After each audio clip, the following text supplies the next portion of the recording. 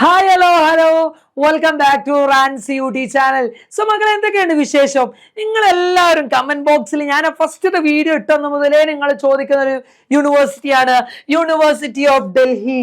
സ്വപ്നങ്ങളുടെ പറുദീസയായിട്ടുള്ള ഈ ലോകത്ത് വിദ്യാർത്ഥികളുടെ സ്വപ്ന ലോകം എന്നറിയപ്പെടുന്ന യൂണിവേഴ്സിറ്റിയാണ് യൂണിവേഴ്സിറ്റി ഓഫ് ഡൽഹി എന്ന് പറയുന്നത്.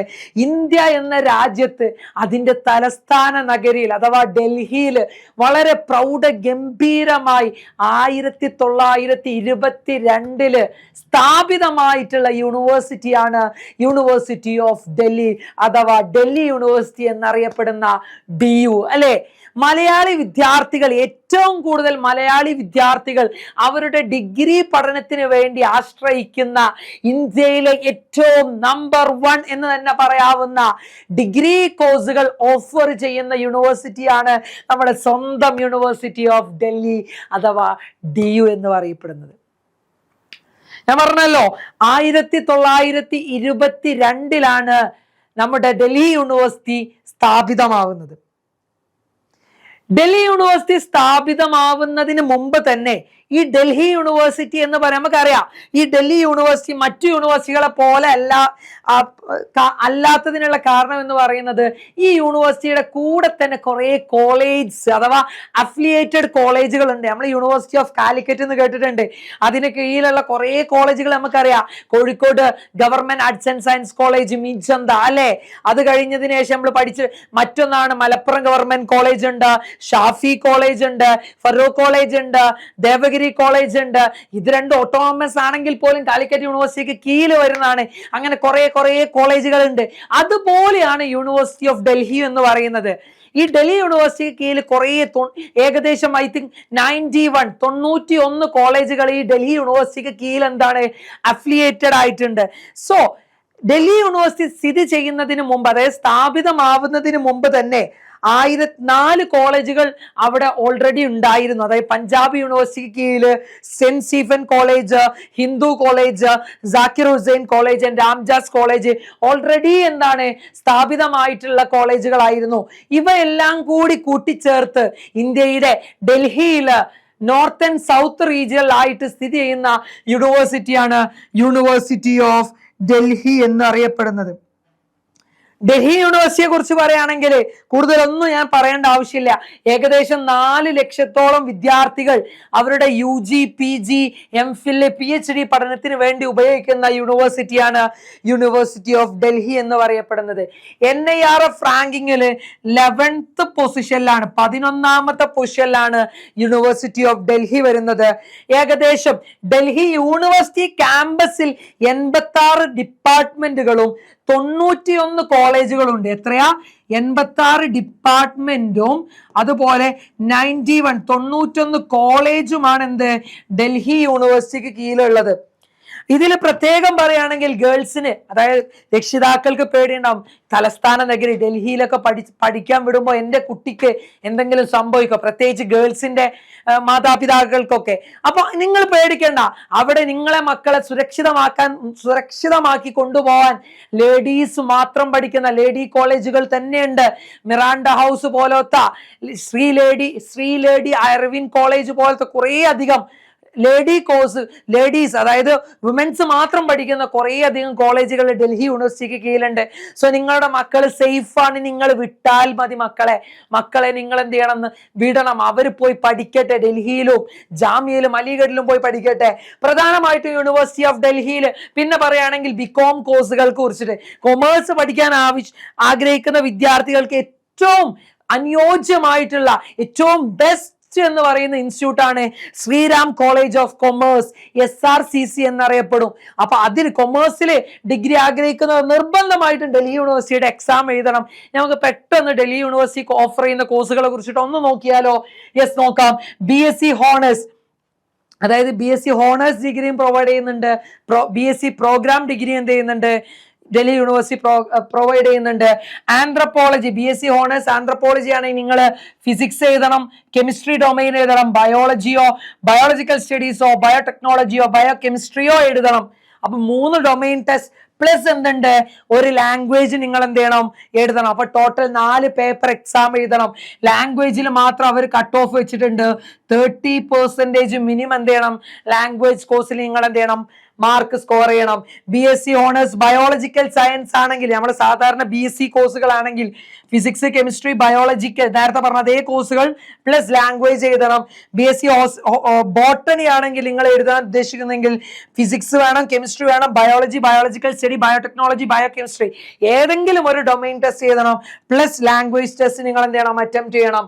പിന്നെ സുവോളജി ആണെങ്കിൽ സെയിം നേരത്തെ പറഞ്ഞ അതുപോലെ തന്നെ എന്ത് ചെയ്യണം, ലാംഗ്വേജ് ആണ് പ്രധാനമായിട്ട്. ഒരു ലാംഗ്വേജ് ടെസ്റ്റ് കൂടി നിങ്ങൾ എന്ത് ചെയ്യണം, അറ്റംപ്റ്റ് ചെയ്യണം. അതിൽ 30% മാർക്കും വേണം. BSc ബയോമെഡിക്കൽ സയൻസ് ആണെങ്കിൽ സെയിം നേരത്തെ പറഞ്ഞ അത് തന്നെയാണ്. പിന്നെ ബയോകെമിസ്ട്രി ആണെങ്കിലും നേരത്തെ പറഞ്ഞ അത് തന്നെയാണ്.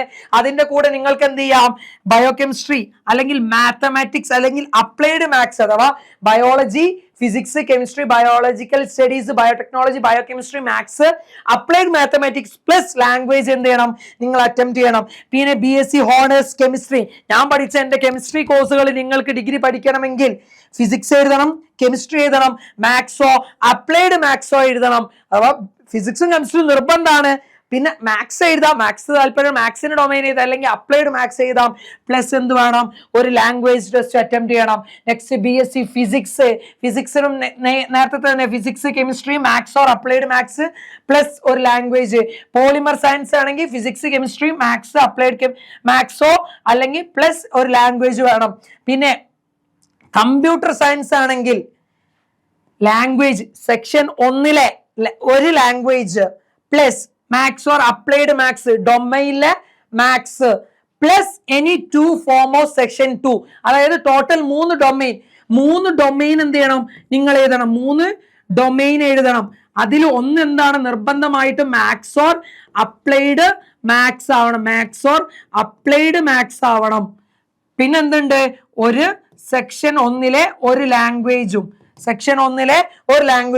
BSc ഇലക്ട്രോണിക്സ് ആണെങ്കിലോ physics, chemistry, computer science or informatic practice or mathematics, applied mathematics plus ഒരു ലാംഗ്വേജ് എന്ത് ചെയ്യണം, എഴുതാം. ഇത് ഫിസിക്സ്, കെമിസ്ട്രി നിർബന്ധ. പിന്നെ ഒന്നെങ്കിൽ മാത്സ് ചെയ്താൽ അല്ലെങ്കിൽ അപ്ലൈഡ് മാത്സ് ചെയ്താം, അല്ലെങ്കിൽ കമ്പ്യൂട്ടർ സയൻസ് ചെയ്താൽ അല്ലെങ്കിൽ ഇൻഫോർമാറ്റിക് പ്രാക്ടീസ്. ഇതെന്താണ്, ഈ 4 എന്താണ്, ഓപ്ഷണൽ. അതിൽ ഏതെങ്കിലും ഒന്ന് എന്ത് ചെയ്താൽ മതി, അറ്റംപ്റ്റ് ചെയ്താൽ മതി. പിന്നെ അടുത്തത് BSc ഇൻസ്ട്രുമെന്റേഷൻ എന്ന് പറയുന്ന, അതിലും ഫിസിക്സ്, കെമിസ്ട്രി നിർബന്ധമാണ്. പിന്നെന്താ, അത് മുകളിൽ എഴുതിയിട്ടാണ്. കമ്പ്യൂട്ടർ സയൻസോ ഇതിൽ ഏതെങ്കിലും ഒന്ന് എഴുതാ പ്ലസ് ഒരു ലാംഗ്വേജ് ഉണ്ടാവും. എൻവിറോൺമെന്റൽ സയൻസ് അത് ഫിസിക്സ്, കെമിസ്ട്രി, മാത്സോ ഇത് 2 നിർബന്ധമാണ്. ബാക്കി വരുന്നതിൽ നിങ്ങൾക്ക് ഏതെങ്കിലും ഒന്ന് എന്ത് ചെയ്യാം, എടുക്കാം. പ്ലസ് എന്തുണ്ട്, ലാംഗ്വേജ് ഉണ്ട്. അതായത് ബയോളജി കോഴ്സുകൾ ഉണ്ടാവും, മാത്സും ഉണ്ടാവും. ഫുഡ് ടെക്നോളജി ആണെങ്കിൽ ഫിസിക്സ്, കെമിസ്ട്രി അത് നിർബന്ധമാണ്. മാത്സ് ഓർ അപ്ലൈഡ് മാത്സ് അതിൽ ഏതെങ്കിലും ഒന്ന് എടുക്കുക. അല്ലെങ്കിൽ biology, biological study, biochemistry, technology ഏതെങ്കിലും ഒന്ന് എന്ത് ചെയ്താൽ മതി, എടുത്താൽ മതി. പ്ലസ് ഒരു ലാംഗ്വേജ് എടുക്കണം. പിന്നെ ജിയോളജി ആണെങ്കിൽ സെയിം തന്നെയാണ്, നേരത്തെ പറഞ്ഞ അതേ കോഴ്സുകളാണ്. വീണ്ടും ജിയോളജി, ഫിസിക്സും കെമിസ്ട്രി എന്താണ് നിർബന്ധമായിട്ട് എഴുതണം. പ്ലസ് ഒരു സെക്ഷൻ 2 ഒരു സബ്ജക്റ്റും കൂടി, അതായത് മുകളിൽ പറഞ്ഞ സബ്ജക്റ്റും കൂടി എന്ത് ചെയ്യണം, എഴുതണം. മാത്സ് ആണെങ്കിൽ ഒരു ലാംഗ്വേജ് എഴുതണം. ലാംഗ്വേജ് പ്ലസ് മാത്സ് എഴുതണം. മാത്സിന്റെ ഡൊമൈൻ എഴുതണം. Plus 2 domain. പിന്നെ ഏതെങ്കിലും ഒരു ഡൊമൈൻ എന്ത് ചെയ്യുക, എഴുതുക. പ്രത്യേകം സയൻസ് ആണെങ്കിൽ എന്ത് ചെയ്യുക, PCM ഫിസിക്സ്, കെമിസ്ട്രി, മാത്സ് തന്നെ എഴുതാൻ വേണ്ടിയിട്ട് എന്ത് ചെയ്യുക, ശ്രമിക്കുക. സ്റ്റാറ്റ് ആണെങ്കിൽ സെഷൻ 1 നേരത്തെ പറഞ്ഞ അതേ ഫോർമാറ്റ് എന്ത് ചെയ്യുക, ഇവിടെ അപ്ലിക്കബിൾ ആണ്. പിന്നെ ഹോം സയൻസ് ആണെങ്കിൽ biology, biological study, biotechnology, biochemistry, physics ഇതിൽ ഏതെങ്കിലും ഒന്ന്, ഫിസിക്സ് ഓർ കെമിസ്ട്രി ഒന്ന്. പിന്നെ സെക്ഷൻ 2 ഏതെങ്കിലും ഒന്ന് എന്ത് ചെയ്യണം, അതായത് ബയോളജി എടുക്കാം, ഒരു ഫിസിക്സ് എടുക്കാം, പിന്നെ ഒരു മാത്സ് എടുക്കാം, പിന്നെ ഒരു ലാംഗ്വേജ് എഴുതാം. പിന്നെ BSc പ്രോഗ്രാമുകളാണ്, നേരത്തെ പറഞ്ഞ പ്രോഗ്രാമുകളാണ്. അപ്പൊ പ്രോഗ്രാമുകളെ കുറിച്ച് എന്ത് ചെയ്യും, ഇതിങ്ങനെ മാറും. നിങ്ങൾക്ക് എന്ത് ചെയ്യാം, CUT-യുടെ വെബ്സൈറ്റിൽ കയറിയാല് CUT നമ്മൾ അപ്ലൈ ചെയ്യുന്ന വെബ്സൈറ്റിൽ എന്തുണ്ട്, യൂണിവേഴ്സിറ്റികളുണ്ട്. യൂണിവേഴ്സിറ്റി എന്ന് പറയുന്ന ഒരു ഓപ്ഷൻ ഉണ്ട്. അതിൽ കയറി കഴിഞ്ഞാൽ ഓരോ യൂണിവേഴ്സിറ്റി, പാർട്ടിസിപ്പേറ്റിംഗ് യൂണിവേഴ്സിറ്റികളെ കുറിച്ചിട്ടും അവിടെ ഓഫർ ചെയ്യുന്ന കോഴ്സുകളെ കുറിച്ചിട്ടുണ്ട്. പിന്നെ BSc പ്രോഗ്രാം ഫിസിക്കൽ സയൻസ് ഉണ്ട്. പിന്നെ നിങ്ങൾ നോക്കേണ്ടത് BA പഞ്ചാബി ഉണ്ട്, പേർഷ്യൻ ഉണ്ട്, ഫ്രഞ്ച് ഉണ്ട്, ജർമ്മൻ ഉണ്ട്. ഇതിനൊക്കെ എന്താ സെക്ഷൻ 1 ഒരു സെക്ഷൻ 1B ജർമ്മൻ എഴുതണം, സെക്ഷൻ 2 ഏതെങ്കിലും ഒരു 3 എഴുതണം, അല്ലെങ്കിൽ പിന്നെ സെക്ഷൻ 2 എന്ത് ചെയ്യണം 3 എഴുതണം. അങ്ങനെയൊക്കെയാണ് അതിന്റെ കോമ്പിനേഷൻ വരുന്നത്. പിന്നെ ഫിലോസഫി ഉണ്ട്, ജേർണലിസം ഉണ്ട്, പൊളിറ്റിക്കൽ സയൻസ് ഉണ്ട്, സോഷ്യൽ വർക്ക് ഉണ്ട്. ഈ പൊളിറ്റിക്കൽ സയൻസിനെ കുറിച്ച് പറയുകയാണെങ്കിൽ ഡൽഹി യൂണിവേഴ്സിറ്റിയിൽ, അതായത് 2 വർഷം മുമ്പ് വരെ ഡൽഹി യൂണിവേഴ്സിറ്റി മാർക്ക് ബേസിൽ +2 മാർക്ക് ബേസിലായിരുന്നു അഡ്മിഷൻ ഉള്ളത്.